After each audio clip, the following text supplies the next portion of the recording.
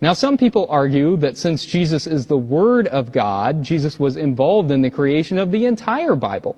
But that's a theological argument that there doesn't seem to be much evidence for. And certainly, historically, we can prove that none of the Bible was composed by people who had met Jesus. So I think that that means we need to approach the biblical text with a bit of humility. And we also need to approach the sayings of Jesus with some humility too, because it means that not every saying attributed to Jesus originated with him.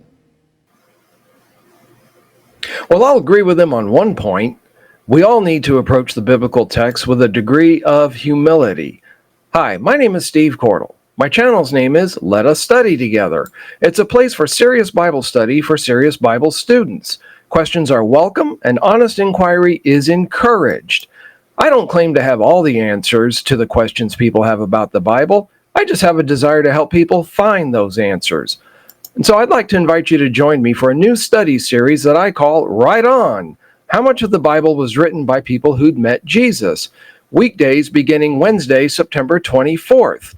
We're going to take a look at the textual record as well as the historical record and the early church fathers to see who wrote the books of the Bible, particularly the New Testament. Now, some of the books are anonymous, and there's some that we have some questions about who wrote them.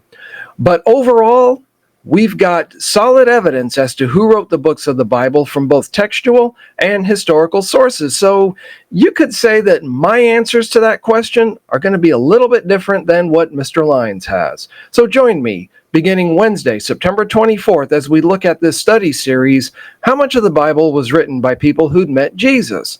In the meantime, while you're waiting for it to start, subscribe to the channel, comment on these videos, like them, share them, help the algorithms, help the channel to grow if you really like those videos, and give them a thumbs up.